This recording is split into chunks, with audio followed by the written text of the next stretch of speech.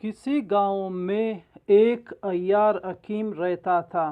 اس نے اپنی دکان کے سامنے لکھ لیا تھا کہ اگر کسی کا علاج مجھ سے نہ ہو سکا تو میں اسے 1000 روپے بطور انعام دوں گا۔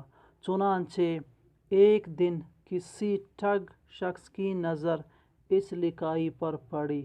اس نے دل ہی دل میں منصوبہ بنایا کہ آج حکیم صاحب سے 1000 روپے حاصل کر کے رہوں گا۔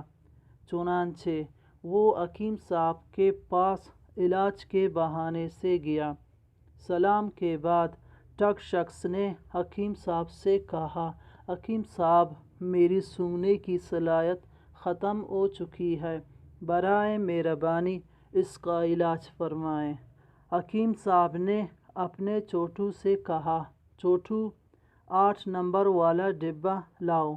چوٹو نے فوراً حکم کی تکمیل کرتے ہوئے 8 نمبر کا ڈبہ حکیم صاحب کو دے دیا۔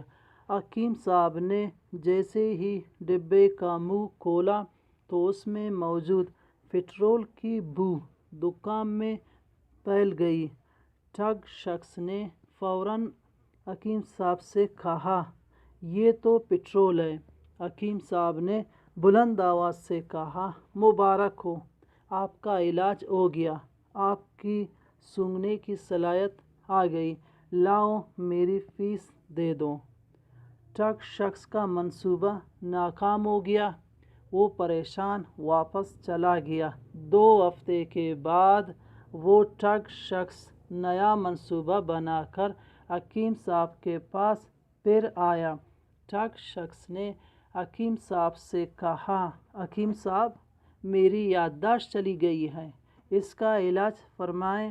حکیم صاحب نے اپنے چوٹو سے کہا، چوٹو، 8 نمبر والا ڈبہ لاؤ۔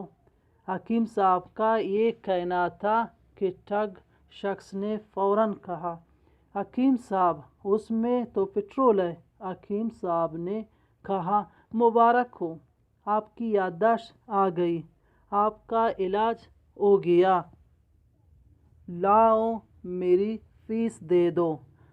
ٹھگ شخص دوبارہ ناکام ہوا۔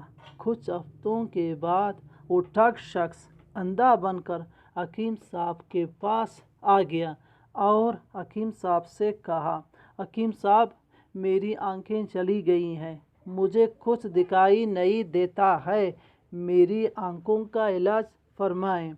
یہ سننے کے بعد حکیم صاحب نے کہا، جناب، میں نے یہ چیلنج لکھ رکھا ہے کہ اگر میں کسی کا علاج نہ کر سکا تو اسے 1000 روپے بطور انعام دوں گا۔